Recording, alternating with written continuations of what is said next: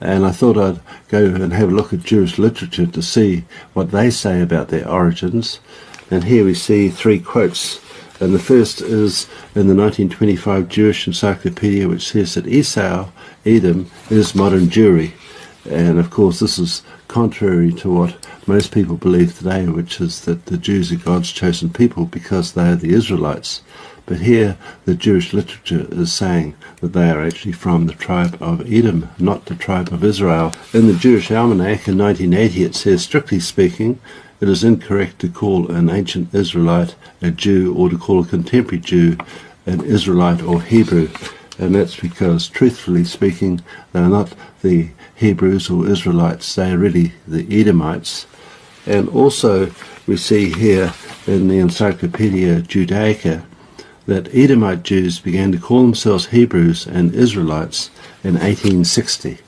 All right, Shalom. Giving all praise, honor, and glory to Yahweh Bahasham, Yahweh Shai Bahasham, Rakakwadash.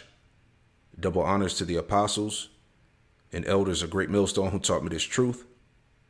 And double salutations to all you Akim out there laboring, the house of David, the elect, that's pushing this word with all truth, righteousness, and sincerity. Shalom to you, brothers, and shalom to the elect. I'm back with another quick lesson through the Holy Spirit, the Rakakwadash. And in this lesson, I wanted to briefly speak about the Balfour Declaration and the man-made creation of the so-called Ish state. Okay, because right now in these last days, the idea of these people being the chosen people of the Lord is constantly being questioned and exposed all over the world. Okay, especially right now with these wars going on in the so-called Middle East and also in the land of Israel. Okay, so basically, these 1948ers, these small hats, are the biblical Edomites. Okay, and they can no longer run from their true identity. You see, let's get that in Obadiah. This is Obadiah 1 and 6.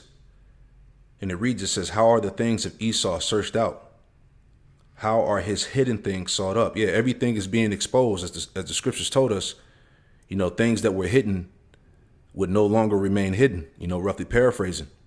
Okay, so all of Esau's lies, all of his devices, him being the chosen people, the land of Israel belonging to them, all of that's being searched out. It's being questioned, it's being scrutinized, it's being exposed, man. And ultimately, the exposure of the Edomite is what's leading to his demise, man. You see? Jeremiah chapter 49, verse 10, it says, but I have made Esau bare. I have uncovered his secret places, right? Everything is being, you know, brought to light on this devil. You see? Basically, his narrative is not adding up, you know? I have uncovered his secret places, and he shall not be able to hide himself, right? He ran around the earth calling himself white, you know, European, French, Spanish. No, he's the Edomite. Okay? You're not the chosen people, and the land damn sure don't belong to you. Okay? And that's no longer being hidden anymore. You know, this is common knowledge nowadays, you know? It says he should not be able to hide himself. His seed is spoiled, and his brethren and his neighbors, and he is not. And all of that, and all of this exposure is ultimately, you know, leading to this. All right, bringing this back out. This is from 2019. Okay, the headline reads, it says, death of free speech. Criticizing Israel will land you in prison. And this is what it's about, man. Okay, especially right now, you got these wars going on in the land of Israel. All right. And Esau is going to utilize this thing to really play on that victim card, to really push that you know what. OK. And it's been getting to this point, the decrees, the laws that are being put in place, the regulation of the internet, you know, the narrative of misinformation, disinformation. You know, we got to control what's circulating on the internet. You know, all of these, you know, the ADL, you know, these small hats banding together to come against these social media platforms that are promoting, you know, what they call the you know what. Okay, so Esau's ready to take it there, you know. Just reading this real quick. It says, I write about America's wars and the primary objective of those illegal and immoral wars, which you see what's going on now, to make Israel the hegemon of the Middle East, along with Saudi Arabia. All U.S. foreign policy in that region centers around those two nations, right? The point here, it says the following may soon be classified as hate speech and anti-you-know-what, as increasingly criticism of the Ish state and its Zionist political ideology are considered crimes. You see that? So Esau, he's taking it there. This is back in 2019. And we see what's came into fruition from that point. All right, the hate speech laws, the pushing of misinformation, and removing anybody that comes against the narrative of these people. You'll get counseled. All right, and he's ready to put you in prison. Okay. Isaiah 59 and 15, and it reads. It says, yea, truth faileth, and he that departeth from evil maketh himself a prey. All right. The fact that we're speaking this truth, that we have the true living testimony, Yahweh Hashem Yahushua, this doctrine. All right. We're going to be public enemy number one. All right. Because Esau, he knows who has the truth. He knows who the true prophets of the Lord are. It says, in the Lord, Yahweh Hashem Yahushua saw it, and it displeased him that there was no judgment, man. So Esau, he's ready to roll pursuant to Revelation 12 and 12. That great wrath. That red dragon ready to wage war against the woman, as the scriptures go into. Right? Isaiah 29 and 21, it says that make a man an offender for a word and lay a snare for him that reproveth in the gate. And Esau has all types of snares and traps set up for those that are pushing his word, for the men of the Lord, those that believe in Yahweh Hashem Yahushua. All right, he's ready to cancel. He's ready to put you in prison. All right, this is why we got to count the cost. Right, but all these things are leading to that point. Remember, going back to this. All right, especially the like I said, the wars and how he's being how the finger's being pointed at him, how he's being called out all over the earth. All right. He's ready to start putting people into prison. All right. Start locking people up for speaking the truth. See that? It says, reading again, Isaiah 29 and 21, that make a man an offender for a word and lay a snare for him that reproveth in the gate and turn aside the just for a thing or not. Right. So we understand what this is all leading to. All right. But anyway, getting into this this video here, all right, just speaking about the Balfour Declaration and other matters, tied into this lesson. So, Lord willing, this lesson is edifying. Let's get right into it. It's been 100 years since the British government issued the Balfour Declaration, a document that would later become a cornerstone for the creation of the State of Israel. But why is Britain celebrating its colonial legacy while glossing over the 100 years of conflict that followed? Let's go back to November 2nd, 1917, when British Foreign Secretary Arthur Balfour sent a letter to Lord Walter Rothschild, a leader in the British Zionist Federation. Balfour's right, and Lionel Walter Rothschild was a 48er. He was a small head. All right. And how they acquired this land, it wasn't of, divine promise. You see what I'm saying? This was through, Lionel Walter Rothschild and the British government, man. You see what I'm saying? This letter expressed sympathy for Jewish Zionist aspirations at the heart of Zionism, a political ideology calling for Jews to return to Palestine. The Balfour Declaration said the UK would use their best endeavors to facilitate the establishment of a national home for the Jewish people in Palestine. So on that date, Zionism became an official objective of Britain's foreign policy. But the British had no legal authority to establish a home or a state for anyone in lands that they didn't own, a land where 92% of the local population were Muslims and Christians who were never consulted. And even though they didn't own the land, the British would soon control it. The lines on the map were in flux. That's because, well, World War I was going on and British Allied troops were advancing on Palestine. Just a few weeks after the Balfour Declaration was issued, British General Edmund Allenby conquered Jerusalem. The British Prime Minister at the time, David Lloyd George, called its capture a Christmas present for the British people. During the war, the UK made a number of promises that it wouldn't keep. One was to the Sharif of Mecca, Hussein bin Ali. He's the great-great-grandfather of Jordan's King Abdullah II. Britain promised their support for a single, independent, and unified Arab state. And in return, he agreed to be part of a revolt against the Ottoman Caliphate. A second commitment was made to France under a secret agreement between colonial powers to divide up the Middle East between them. Under the Sykes-Picot Agreement, Palestine would be an international zone. But the agreement wasn't honored later on. Britain wanted Palestine for itself. Then came the third commitment, to the British Zionist Federation. Now, this is the one that the British actually honored. Its ambiguous language created problems, but it was a deliberate choice to use the word home rather than state in the declaration. Each of the 5 official drafts of the declaration were carefully reviewed by the Foreign Office.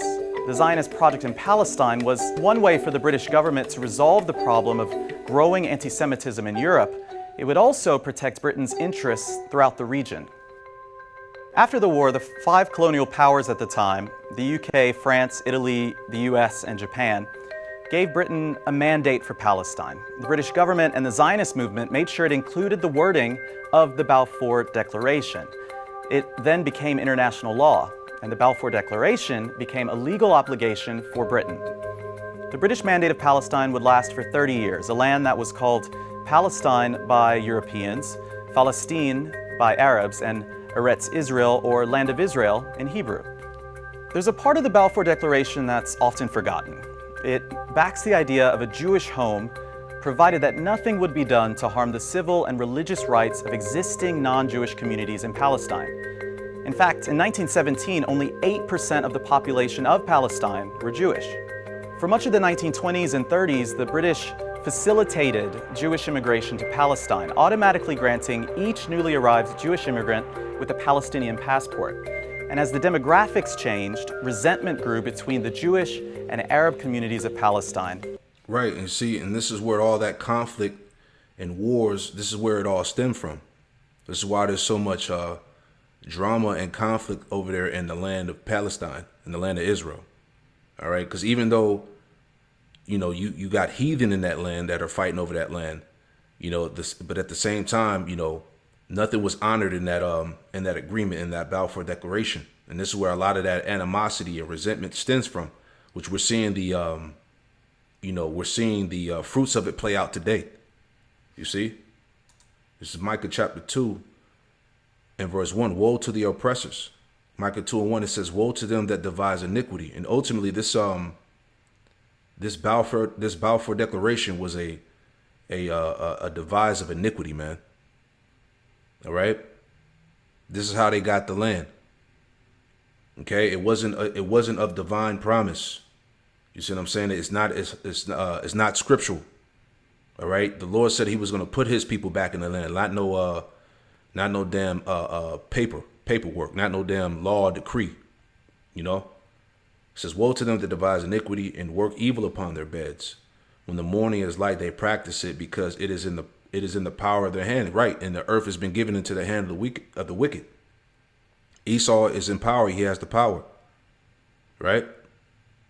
Verse 2, it says, and they covet fields and take them by violence, as we're hearing about here in this brief summarization of the Balfour Declaration. This is how they got the land of Palestine, man. Right? And they said in the agreement that they wouldn't suffer any harm to any of the people in the land. But Esau never honors his words. Right? Scriptures say, though his words be smoother than butter, but war was in his heart, you know. It says, and they cover fields and take them by violence. This is how they got the land. By the sword. And houses and take them away. That's why I said the demographic changed. All right. Those small hats came in there and basically strong armed those Palestinians out of the land and houses and take them away. So they oppress a man and his house, even a man and his heritage. And that's what happened, man. All right. That's what's continuing to go on to this very day. Right. That's why this holy war is going on over there, man. But the Lord is allowing this to happen because ultimately the Lord is going to purge these heathen out of the land. You know, verse 3 says, therefore, thus saith the Lord, Yahweh Shema Shai, behold, against this family do I devise an evil, which you should not remove your necks, as we talked about, man. All right. Esau, he can't run no more. OK, now he has to deal with the finger being pointed at him. OK, it says, neither shall you go haughtily, for this time is evil. And that day shall one take up a parable against you and lament with a doleful lamentation. And that's why we say that as you see right now, that the whole earth is pretty much crying out against Esau, man, against these devils, these oppressors. It says, and say, we be utterly spoiled. He have changed the portion of my people. How have you removed it from me? Turning away, he have divided our fields, you see? So, hey, this is all prophecy, man. Right? Let's go back. And towards their occupiers, the British. Hold on, one more. Psalms 49 and 11, it says, their inward thought is that their houses shall continue forever, and their dwelling places to all generations. They call their lands after their own names. This is what Esau does. He conquers lands. You know, he names them after their own names. Right?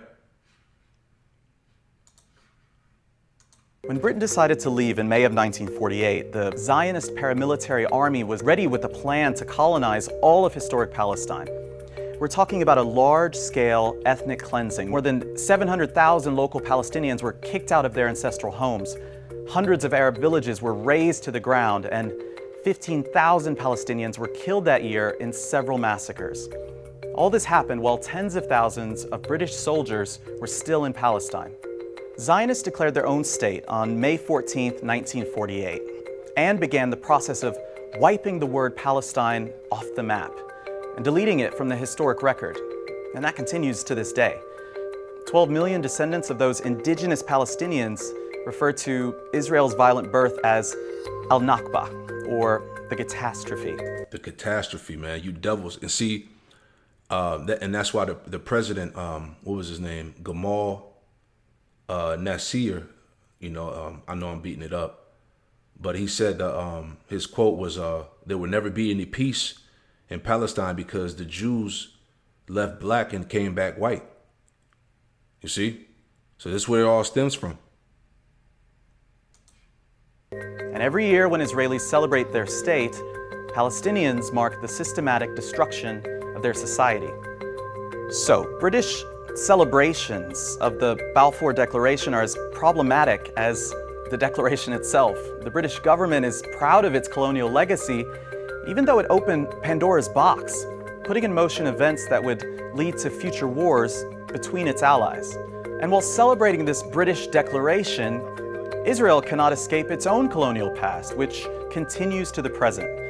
Palestinians and Arabs call the Balfour Declaration one of the most shameful documents ever created by a colonial power. They're demanding that Britain apologize for it, not celebrate it. Exactly. And like the scriptures say, you know, shameful spewing would be on his glory. And this is where all these wars and conflicts ultimately stem from. You see? So they got that land off of wickedness, man. Let me go into that. All right. Ezekiel 36. Okay. This is Ezekiel 36 and verse 1, and it reads, it says, also thou son of man, prophesy unto the mountains of Israel, and say, ye mountains of Israel, hear the word of the Lord, Yahweh Shema Shai. Verse 2.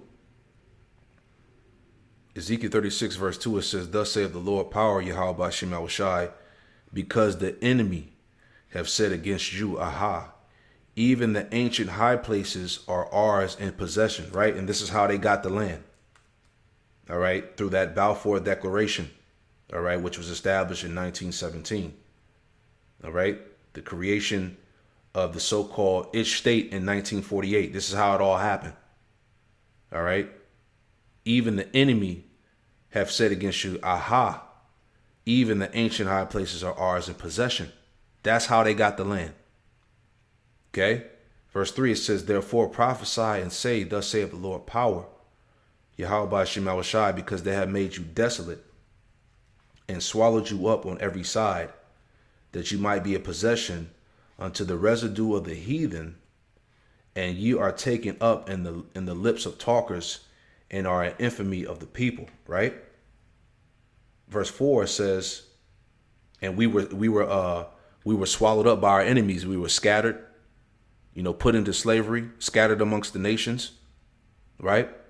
Verse 4 says, therefore, ye mountains of Israel, hear the word of the Lord power. Thus saith the Lord power, Yahweh Shema Shai, to the mountains, and to the hills, and to the rivers, and to the valleys, and to the desolate wastes, and the cities that are forsaken, which became a prey and a derision to the residue of the heathen that are round about. And this is why you see what? The frauds and the Palestinians in that land. Okay, the Holy Land became a residue of the heathen, man. You got heathens in that land. Ishmael, Ham, they occupy that land now. Right? Verse 5, it says, therefore thus saith the Lord power, Yahweh Shema Shai, surely in the fire of my jealousy have I spoken against the residue of the heathen. Right? You Palestinians, you so-called Arabs, you Ishmaelites. It says, and against all Idumea, you see? So who's in that land? Esau, Edom. All right? And against all of Idumea, which have appointed my land into their possession, right? Through the Balfour Declaration. Idumea possesses the land, the Edomites. Okay? Which have appointed my land into their possession, right? 1948, the creation of the Ish state. With all the joy of their heart, right? Because as we saw in this brief documentary, they were celebrating, the Balfour Declaration, man. See? With all the joy of their heart, with despiteful minds to cast it out for a prey. See? So that's how pretty much 1948 is how, the land of Israel was bought. Okay? And we're the prey. See what I'm saying? We were cast out of the land. Verse 6, prophesy therefore concerning the land of Israel, and say unto the mountains, into the hills, into the rivers, into the valleys, thus saith the Lord power, Yahweh Shema Shai, behold, I have spoken in my jealousy and in my fury, because you borne the shame of the heathen. All right, going into pretty much the curses, man. Us being, removed off the land, being put in slavery, being oppressed, having our nationality and heritage taken from us, being called by another name. All right, this happened. This is the prophecy here, right? Let me get this too. All right, Isaiah 63. Right, Isaiah 63 and verse 17, and it reads, it says, O Lord, Yahweh Shema Shai, why hast thou made us to err from thy ways, and harden our heart from thy fear? Return for thy servants' sakes the tribes of thy inheritance. The people of thy holiness have possessed it but a little while. Exactly. All right. You had 40 years of rulership with King David and 40 years of rulership with King Solomon, right? And and that was it. It says our adversaries have trodden down thy sanctuary, man, going back to like 70 AD, Roman persecution or whatnot. The point, it says, we are thine, thou never bearest rule over them, right? The imposters. They were not called by thy name. These people are not the biblical Israelites. All right. And that's what's being sought up. That's what's being found out. All right. Let me make a point on that too. Wisdom of Solomon. Okay. Wisdom of Solomon. I'm going to get straight to the point. Wisdom of Solomon 2 and verse 12, and this is dealing with the mindset of the wicked. All right. It says, Wisdom of Solomon 2:12, it says, therefore let us lie in wait for the righteous, because he is not for our turn, and he is clean contrary to our doings. He upbraideth us with our offending the law, and objective to our infamy, the transgressions of our education. Verse 13, he professeth to have the knowledge of Yahweh Shema Shai, and he calleth himself the child of the Lord, Yahweh Shema Shai. Exactly, and that's what Isaiah, let's get that. Isaiah 44. All right, going into what? The awakening, man. Okay. It's Isaiah 44:3, and it reads, it says, for I will pour water upon him that is thirsty, and floods upon the dry ground. I will pour my spirit upon thy seed, and my blessings upon thy offspring. This is dealing with the offspring of the elect who are being raised up in these last days. Right? It says, and they shall spring up among the grass as willows by the watercourses. This is why you see camps all over the planet Earth. All right, proclaiming Israel. Right? Verse 5, one shall say that I am the Lord's, Yahweh Shema Shai, and another shall call himself by the name of Jacob, and another shall subscribe with his hand unto the Lord, Yahweh Shema Shai, and surname himself by the name of Israel. This is prophecy, man. The true Israelites are standing back up upon their feet. Okay, the breath entered into them, and they stood back upon their feet, and great fear fell upon them that saw them. Right? Wisdom of Solomon 2:13 again, it says, he professed to have the knowledge of Yahweh Shema Shai, and he calleth himself the child of the Lord. He was made to reprove our thoughts, right? Like the scriptures tell us in Psalm 51, right? The Lord is setting his men in order right before their eyes, right? Psalms 51, Salakia. Quick precept. Psalms 51 and 20. I'm sorry, not Psalms 51, Psalms 50 and 21. Right?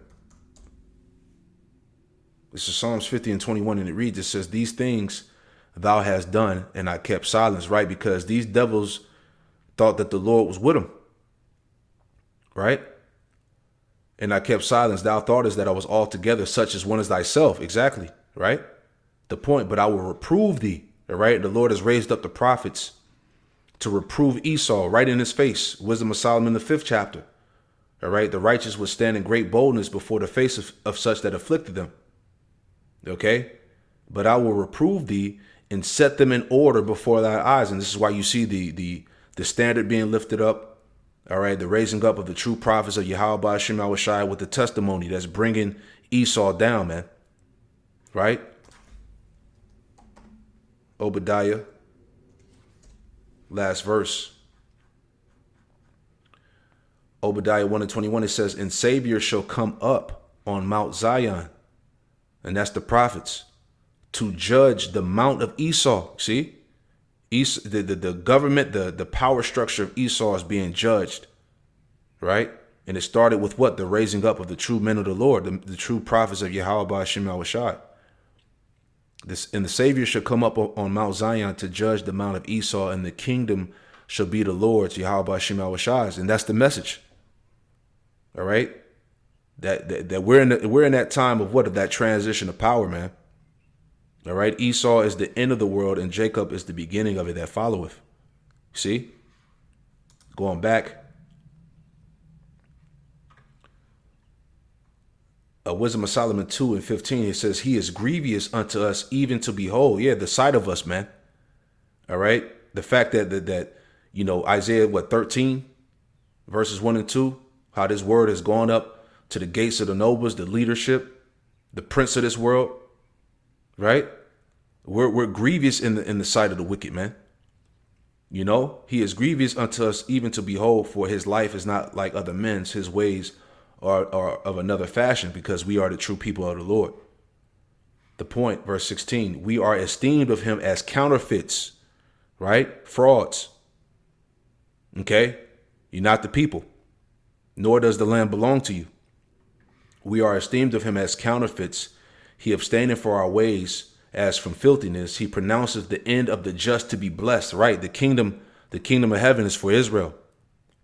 starting with the elect, and maketh his boast that Yahweh Shema Shai is his father. Exactly, man. All these things are happening now, man, via prophecy, man. Baruch, the 2nd chapter, let's get that too. Okay. Where is the small hat fulfilling these prophecies? Answer that question. Okay. All right. This is Baruch chapter 2, verse 29, and it reads, it says, for if you will not hear my voice, surely this very great multitude shall be turned into a small number among the nations where I will scatter them. All right. We were scattered to the four corners of the earth. Verse 30, the point, it says, for I knew they would not hear me, because it is a stiff-necked people, but in the land of their captivities, they shall remember themselves. You see that? And ultimately, as it said, pursuing Ezekiel 37, the Lord, he put the breath back into us, man. All right. He covered us with skin, the sinews, he gave us our heritage, our nationality back. He gave us the truth, man, of who we are pertaining to the scriptures. Right. So in the land of our captivities, they should remember themselves. You see, we would come back and should know that I am the Lord, Yahweh Shema Shai, their power, for I will give them a heart and ears to hear. And that's the mercy of the Lord by giving us his name and giving us the truth. Right. Verse 32, it says, and they shall praise me in the land of their captivity and think upon my name. So tell me where in prophecy is the small hatter doing this? And they shall return from their stiff neck and their wicked deeds, for they shall remember the way of their fathers, which sinned before the Lord, Yahweh Shema Shai. And I will bring them again into the land which I promised with an oath unto their fathers, Abraham, Isaac, and Jacob, and they shall be lords of it. Right? Showing you that, okay, that these people that claim to be the chosen are not the chosen, man. The Lord said that he was going to physically put his people back in the land. All right. And when the true people would be back in the land, there wouldn't be any more wars in the earth. All right. That's another factor. All right. So these 48ers are through, man. It says, and I will increase them and they shall not be diminished, and they shall not be diminished. And I will make an everlasting covenant with them to be their power, and they shall be my people. And I will no more drive my people of Israel out of the land that I have given them. Right. Exactly. Let's read a little bit of this real quick. Just have some more insight on it. This is like a dissertation that somebody wrote. Just wanted to just read this real quick. Just reading some more about this Balfour Declaration. The Balfour Declaration, November 1917, it says, one of the most important statements of British foreign policy of the 20th century, the Balfour Declaration was no more than a short, vague letter that had no legal status. You see? Like I said, how they got that land was was wicked. Unrighteous decrees. It wasn't of divine a promise. It wasn't scriptural. Right? It says, it had not been debated in Parliament, yet it was one of the most significant events leading ultimately to the creation of the state of Israel and conflict between the Ish and the Arabs, right? That's why all this war and tension is going on. It all stemmed back to that, as we just saw. It says here,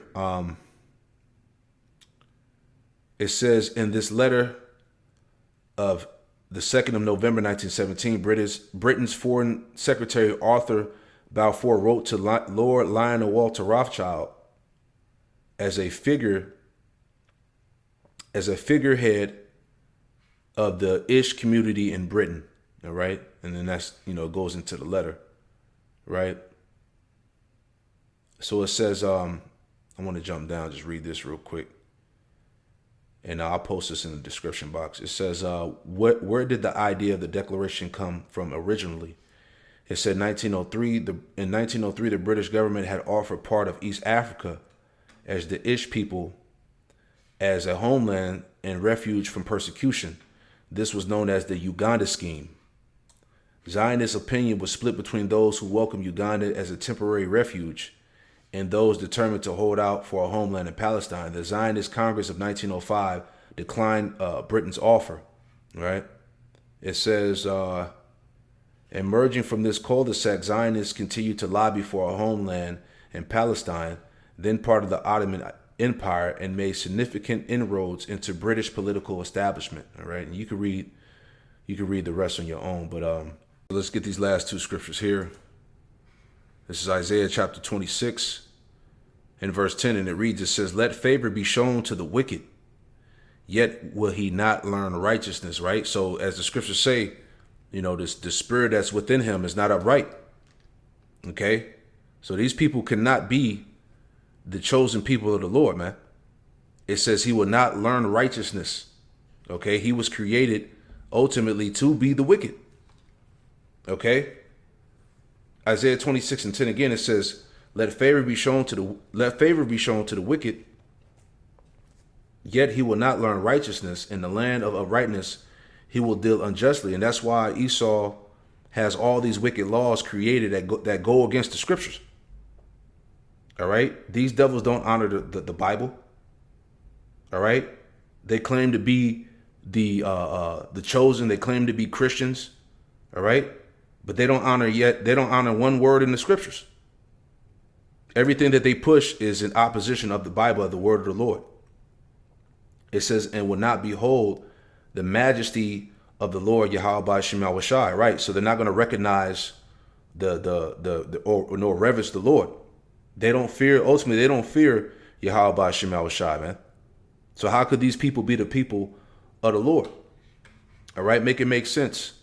Psalms 50 and 16, it says, but unto the wicked, Yahweh Shema Shai saith, what hast thou to do to declare my statutes? Right, you walk around with the Torah, the Tanakh, right? But you don't hold up any commandments in the law, right? It says, or that thou shouldest take thy covenant in thy mouth, right? So you have no business even touching the scriptures, yet alone quoting the scriptures, right? Verse 17, seeing thou hatest instruction and castest my words behind thee. Exactly. And that's ultimately the spirit of Esau, man. All right. They're not going to follow the instructions of Yahweh Shema Shai. They're not going to keep the law, statutes, commandments of the Lord, man. Right? Look at the state of the earth. Look at the state of the earth under the rulership of these devils, man. Those that are in power. That's a clear example, man. Right? Here's another one. That one in Job, was it Job 21? Bear with me.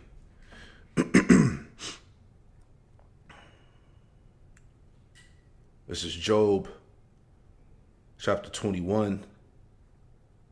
All right. Salaki, let me find it. Job, was it Job 19 or 20? Hold on. I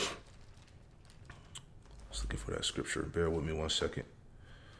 Yeah, Job 21. Yeah, same chapter. Yep. Job 21 and 13. There we go.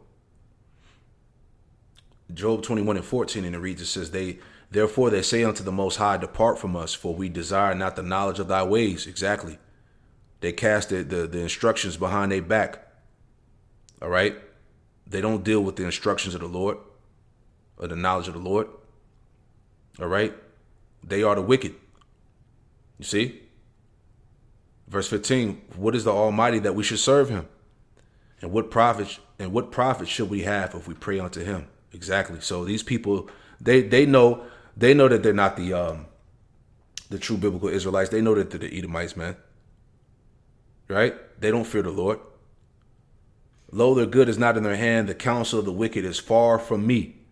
How oft is the candle of the wicked put out? How oft cometh the destruction upon them? Yahweh Shema Shai distribute sorrows in his anger, and those missiles are coming, man. All right, World War III has been enacted, man. We're in the beginning stages, man. Right? It says they are as stubble before the wind, and as chaff the storm carrieth away. Yahweh Shema Shai layeth up his iniquity for his children. He rewardeth him, and he shall know it. His eyes shall see his destruction, and he shall drink of the wrath of the Almighty. Exactly, man. So, that day of reckoning is coming to these devils, man. But that's pretty much the point, man. I pray that this lesson is edifying, man. Just wanted to touch on that. Pray that you were edified. I want to give all praise, honor, and glory to Yahweh Bahasham, Yahweh Shai, Bahasham, Rakakwadash. Double honors to the apostles and elders of Great Millstone who taught me this truth. And double salutation to all you Akim out there laboring. Hey, Shalom.